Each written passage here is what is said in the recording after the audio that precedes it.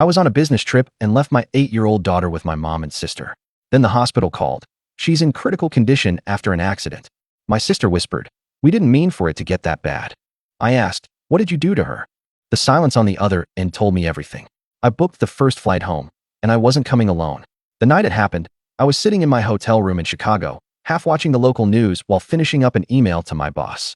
It was my second night away from home, and honestly, I was exhausted. Work trips were always the same. Early mornings, late nights, too much coffee, and forced small talk with people I barely knew. I missed home.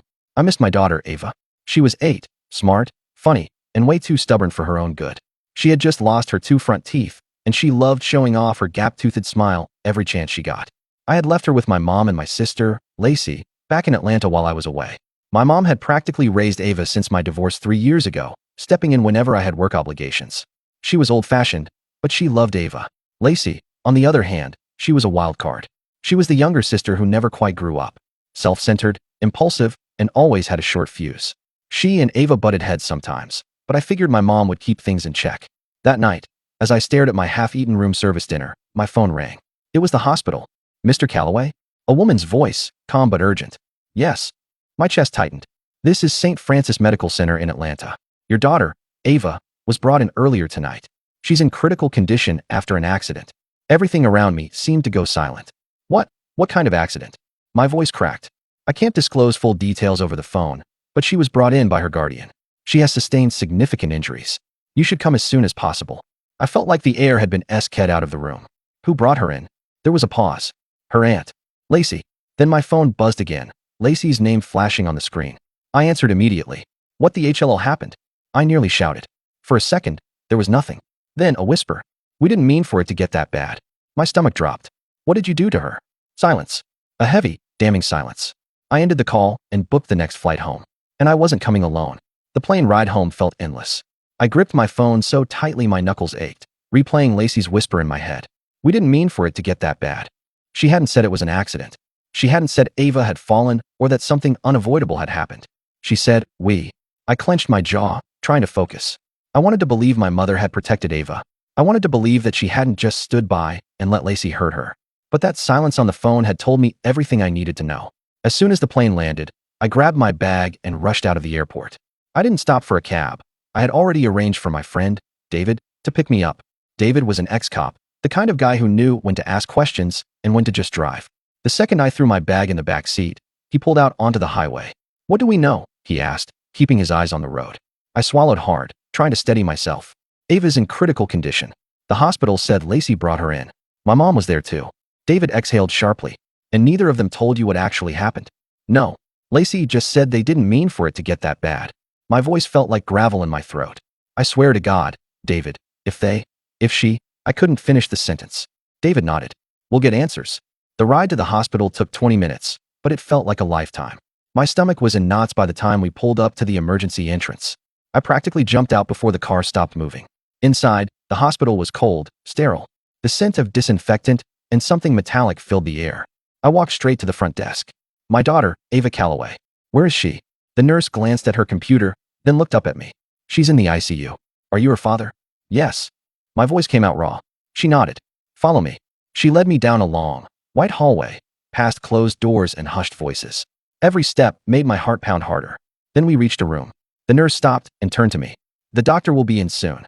I barely heard her. I stepped inside, and my world collapsed. Ava lay in a hospital bed, hooked up to machines, her tiny body covered in bruises. Her left eye was swollen shut, her lip was split, and there was a deep, ugly bruise across her ribs. Her arm was wrapped in gauze. I felt like I had been punched in the gut. I moved to her side, barely able to breathe. Her small fingers twitched. I reached for them, my throat tightening. "Baby," I whispered. "Daddy's here." Her eyelashes fluttered.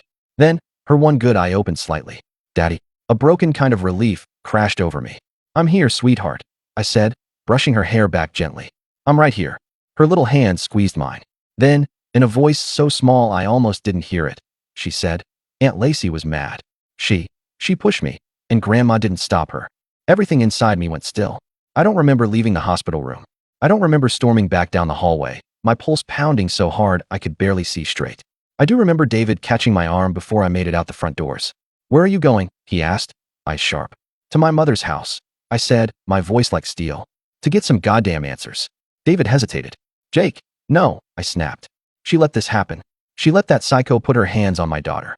David studied me for a second, then nodded. Let's go. The drive to my mother's house was a blur. When we pulled into the driveway, my hands were already shaking with rage. I barely made it to the front door before it swung open. My mother stood there, arms crossed, her face unreadable. Behind her, Lacey leaned against the wall, arms folded, like none of this mattered. You're here, Mom said stiffly. I pushed past her. What the HLL did you do? I growled, staring Lacey down. She rolled her eyes. Oh, don't be dramatic, Jacob. Dramatic? My voice rose. Ava is in a hospital bed, covered in bruises, and you think I'm being dramatic? She was mouthing off. Lacey snapped. She was being a little brat, and I took a step toward her. David caught my arm before I could do something I'd regret. I turned to my mother. And you just let this happen? Mom pursed her lips. Lacey didn't mean to hurt her. It got out of hand. I stared at her, waiting for something. Remorse, shame, anything. I got nothing. It hit me like a brick to the chest. She was never going to admit it. Never going to take responsibility. She had let it happen. Lacey shifted impatiently. Are we done? Because this is getting ridiculous. That was it. I turned to David. Call the police. Lacey's face paled. Oh, come on. You're not seriously. I ignored her. Mom's face hardened. Jacob, if you do this, you're making a mistake. I let out a slow breath. No. My mistake was trusting either of you. The sound of sirens filled the night air. Lacey started cursing under her breath as two officers stepped out of their patrol car. I crossed my arms. And for the first time in my life, I felt no guilt watching my sister get arrested. Back at the hospital, I sat beside Ava's bed, holding her hand. Daddy, she murmured. Yes, sweetheart. Are we ever going to see Grandma again? I hesitated. Do you want to? She thought for a long time. Then she shook her head. No. She didn't help me. That was all I needed to hear. I pressed a kiss to her forehead. Then we won't. She exhaled softly, and for the first time since I walked into that hospital, she seemed at peace. And for the first time in a long, long time, so did I. Ava drifted back to sleep, her breathing slow and steady. The steady beep of the heart monitor filled the room. I hadn't moved from my chair in hours, my fingers lightly curled around hers. I didn't want to let go. I couldn't. The weight of everything was pressing down on me. The truth of what happened, the betrayal, the sheer helplessness of knowing my own mother had let this happen. I leaned back in the chair, exhaustion creeping in, but my mind wouldn't shut off. I kept replaying Lacey's voice, my mother's cold defense, Ava's quiet whisper. Aunt Lacey was mad, and Grandma didn't stop her. I clenched my jaw. I wasn't just angry, I was furious. A kind of fury that sat in your bones and refused to leave. I heard the door open softly behind me, and I turned to see Dr. Ramirez walking in. She was in her 40s, sharp-eyed but kind, and she carried a clipboard in one hand. Mr. Calloway, she said, giving me a small nod. I just wanted to update you on Ava's condition. I straightened in my chair. Is she? She's stable, Dr. Ramirez assured me. But her injuries are severe. 3 fractured ribs, a mild concussion, deep tissue bruising. She was also dehydrated when she arrived. She hesitated, looking at me carefully. Has Ava been in a dangerous home environment before? I swallowed hard. No. At least, I thought she was safe. Dr. Ramirez sighed, flipping through her notes. The pattern of her injuries. They're not consistent with a simple fall. I'm obligated to report this to Child Protective Services. I nodded. I already called the police. A flicker of something crossed her face. Approval, maybe. That's good, she said. She's a strong kid, but she's going to need time. Physically and emotionally. I looked at my daughter's small, battered body and felt something crack inside me. She's never going back to them, I said firmly. Dr. Ramirez gave a small nod, like she had heard those words before. I'll have a therapist speak to her once she's a little stronger, she said. And in the meantime, I suggest you get some rest. Ava will need you at full strength. Rest. Like that was an option. But I nodded anyway, just so she'd leave me alone. As soon as the doctor walked out, David slipped in. You good? He asked, pulling up a chair next to me. I let out a breath I didn't realize I was holding. I don't know, I admitted. I don't think I will be for a long time. David leaned back, studying me. The cops took Lacey in. Your mom tried to argue, but they weren't having it. I scoffed. Of course she did. He shook his head. You should have seen her, Jake. No remorse. No guilt. She was more pissed that the cops showed up than about what happened to Ava. My stomach turned. I don't know why I thought she'd be different, I muttered. David was quiet for a moment, then said, You were a good son, man. But being a good son doesn't mean ignoring the truth. I ran a hand down my face, exhaustion settling deep into my bones. The truth is, she picked Lacey. She always did. David didn't argue. He didn't need to. We both knew it was true. The next morning, a detective showed up at the hospital. Detective Joanna Mercer was in her late 30s, with sharp features, and an air of quiet authority. She shook my hand, then pulled out a notepad. I'm leading the investigation into Ava's case, she said. I wanted to get your statement before I speak with your daughter. I nodded, rubbing my eyes. What do you need to know? She clicked her pen. Let's start from the beginning. How did you find out about Ava's injuries? I told her everything. The business trip, the phone call from the hospital, Lacey's cryptic whisper. Detective Mercer's face hardened. She said, we didn't mean for it to get that bad. Yeah, I said, my throat tightening. She knew exactly what she was saying. The detective wrote something down, then looked up. And your mother? I exhaled sharply. She covered for Lacey. She always has. Mercer nodded, like she had heard this kind of story 100 times. We already have Lacey in custody, she said. But we'll need to question Ava. Gently, of course. We have trained professionals who work with kids in these situations. My jaw clenched. Will she have to testify? Maybe, Mercer admitted. But for now, we just need to get the full picture.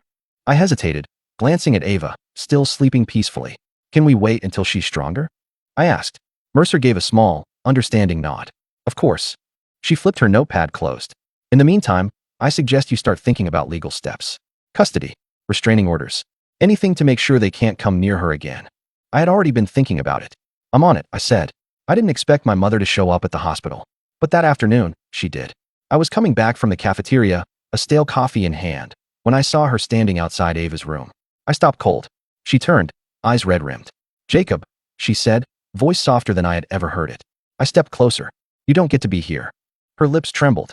I just wanted to see her. I let out a bitter laugh. Now you care? Tears welled in her eyes. You have to understand, I didn't know it would get that bad. I stared at her. Didn't know? I repeated. Mom, she's 8. Lacey is a grown woman. And you just stood there and let her put her hands on my kid. She opened her mouth, then closed it. I shook my head. No, you don't get to cry. You don't get to be the victim here. I didn't, you did. My voice was shaking. You let her do it. And then you lied to me. You tried to protect Lacey instead of your own granddaughter. Tears spilled down her face. I made a mistake, she whispered. I took a slow, shaky breath. A mistake, I repeated, voice quiet. No, a mistake is burning dinner or forgetting someone's birthday. What you did, that was a choice. She shook her head, reaching for my hand. Please, Jacob, I pulled away. Leave, I said, voice cold. She let out a strangled sob. Don't do this. I stepped back. If you ever come near Ava again, I will make sure you never see either of us again. She covered her mouth, her whole body shaking. I turned and walked away, and I didn't look back. I didn't know how long I stood there after my mother left, staring at the empty hallway. My body felt heavy, like I just walked through wet cement. A nurse passed by, giving me a sympathetic look. I hated that look. The one people give when they don't know what to say, when they think you're going through something too awful for words. They weren't wrong. I turned back toward Ava's room. She was still asleep, her tiny fingers curled over the edge of the blanket. The swelling on her face had gone down slightly, but the bruises were still stark against her pale skin. I sat beside her, rubbing my hands over my face, exhaustion finally creeping in. I was so tired. So goddamn tired. I had spent my whole life making excuses for my mother. Every time she put Lacey first, every time she ignored her temper, every time she brushed off the damage in her wake. But this was the final line. I looked at my daughter, the only person in my life that actually mattered, and I made a promise right then and there. I would never let anyone hurt her again. The next morning, Detective Mercer called me. She's talking, she said, her voice clipped. I sat up in the hospital chair, my back aching from the awkward position I had slept in. Lacey? Yeah. And she's got a HLL of a story. I rubbed my temples. What's she saying? Mercer sighed. She's claiming it was an accident. Of course, she was. She says Ava was running in the house, slipped, and hit the coffee table. That she panicked, didn't know how bad it was at first, and brought her to the hospital when she realized. I gritted my teeth. She's lying. We know, Mercer said. The injuries don't match up with a simple fall. But unless we get Ava's full statement or more evidence, she could argue it down to negligence instead of obscenity. I hated the way my stomach twisted at that. She didn't just neglect my daughter. She hurt her. Are you going to let her walk? I asked, my voice tight. No, Mercer said immediately. Not if I can help it. I exhaled, trying to steady myself. You should know, she added. Your mother is backing her up. I closed my eyes. Of course, she was. My mother had spent Lacey's entire life shielding her from consequences. This was no different. Only this time, it was my daughter who paid the price. Let me know if you need anything from me, I said. We'll be in touch, Mercer said. I ended the call and just sat there. It was happening again. My mother was covering for her, protecting her. Even after seeing what she had done, my stomach twisted in rage. But this time, I wasn't going to let them get away with it. Later that afternoon, a child psychologist arrived at the hospital to speak with Ava. Her name was Dr. Bennett. early 50s, soft-spoken but firm. She took one look at Ava and gave me a nod, as if silently promising she'd handle it with care. I stepped out into the hallway, giving them privacy, but every instinct in me wanted to stay. I didn't want Ava to relive what had happened, but I knew she needed to tell her story. I just hoped it wouldn't break her. After about 40 minutes, the door finally opened. Dr. Bennett stepped out, her face unreadable. I stood up immediately. How did it go? She exhaled. She told me everything. My stomach tightened. And she hesitated, then said, Jacob, it's worse than we thought. The hallway seemed to tilt. What do you mean? Dr. Bennett crossed her arms. Ava didn't just get pushed. She got locked in a closet. The breath left my lungs. Ava said she and Lacey got into an argument. Dr. Bennett continued. Lacey lost her temper, grabbed her by the arm, and threw her into a closet. She kept her in there for hours. No food, no water, nothing. I felt my hands shaking. Ava said she was crying, begging to come out. Dr. Bennett said softly. She was scared, hungry, and your mother did nothing. I turned away, gripping the back of my neck. I felt sick. Dr. Bennett continued. At some point, Ava must have fallen asleep. She woke up needing the bathroom, but Lacey wouldn't let her out. Ava started banging on the door, yelling for your mother, begging her to help. Tears burned my eyes. My little girl, alone in the dark, crying for someone to save her. And then, I croaked. Dr. Bennett's jaw tightened. That's when Lacey yanked open the door and grabbed her. Ava said she tried to run, but Lacey pushed her so hard she slammed into the dresser. That's where the worst injuries came from. I swallowed hard. And my mother? I asked, my voice shaking. She was there, Jacob, Dr. Bennett said. She heard everything. She didn't step in until Ava was on the floor, barely able to move. Rage built in my chest, a slow, burning fire that threatened to consume me. She let it happen, I said, barely able to speak through the anger. Dr. Bennett nodded. Yes. I turned on my heel. Where are you going? She asked. To make sure they never go near my daughter again. That evening, I met with a lawyer.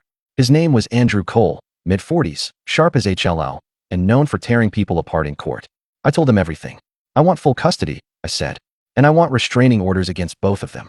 Andrew nodded. We can do that. But, Jacob, he hesitated. We can also press criminal charges against your mother.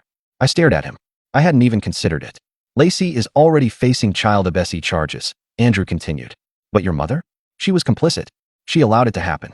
She could be charged with neglect, reckless endangerment, HLL, even child cruelty. I sat back, my mind spinning. Could I do it? Could I really press charges against my own mother? She had raised me, put a roof over my head, but she also stood by while my daughter was begging for help. I clenched my fists. Do it, I said. Andrew nodded, already scribbling notes. Good, because they don't deserve to walk away from this. The next few weeks were a blur of legal meetings, hospital visits, and sleepless nights. Ava was healing, both physically and emotionally, but the scars, both visible and invisible, were going to take time. I had never felt so consumed by rage in my life. But I knew one thing for certain. Lacey and my mother were going to pay for what they did, and I was going to make sure of it. Andrew Cole worked fast. Within days, we had a restraining order filed against both Lacey and my mother. They were legally prohibited from coming within 500 feet of Ava or me. Lacey's criminal case moved forward quickly. The police had gathered enough evidence. Ava's statement, the hospital report, and even a neighbor who had heard screaming the night it happened. But the biggest shock came when Andrew called me one morning. We just got a development, he said. Your mother's lawyer reached out. She's trying to cut a deal. I froze. A deal? She's willing to testify against Lacey in exchange for a lighter sentence. A bitter laugh escaped me. Of course. The moment things got bad for her, she turned on the daughter she had spent a lifetime protecting. What's the deal? I asked. She pleads guilty to reckless endangerment and neglect, avoids jail time, but gets community service, fines, and mandatory therapy. In exchange, she gives the prosecution everything they need to bury Lacey. I exhaled sharply, gripping my phone. A part of me wanted to say no, to make her face the full weight of what she did. But another part knew that taking down Lacey was more important. And if my mother wanted to crawl her way out of this by throwing Lacey under the bus? Fine. Take the deal, I said. The trial was brutal. Lacey sat at the defense table, looking irritated more than anything else, like she was being forced to deal with an inconvenience. My mother sat on the witness stand, looking more fragile than I had ever seen her. She admitted to everything. That she had heard Ava crying, that she had chosen to do nothing, that she had spent years making excuses for Lacey's temper. And then came the final blow, Ava's recorded testimony. We had chosen to submit a video statement rather than making her testify in person. Watching her small, bruised face on that screen, hearing her voice tremble as she recounted what happened, made my blood boil all over again. Lacey showed no emotion. Not when they played Ava's testimony. Not when the medical examiner confirmed her injuries were consistent with abscess. Not even when the judge read the verdict. Guilty. Lacey was sentenced to 6 years in prison. No parole for at least 4. The judge called her a dangerous and unremorseful individual. I sat in that courtroom and watched my sister's face finally change. Not to regret. Lacey wasn't capable of that. But to fear. For the first time in her life, she was facing consequences. Real, unavoidable, life-changing consequences. And there was no one left to protect her. Not even our mother. After the trial, my mother called me. I let it go to voicemail. Then she texted, "I'm sorry. Please, Jacob, can we talk?" I stared at the message for a long time. Then I typed out my response. There's nothing left to say. And I blocked her number. I wasn't going to waste my energy hating her. I just wasn't going to let her be a part of our lives anymore.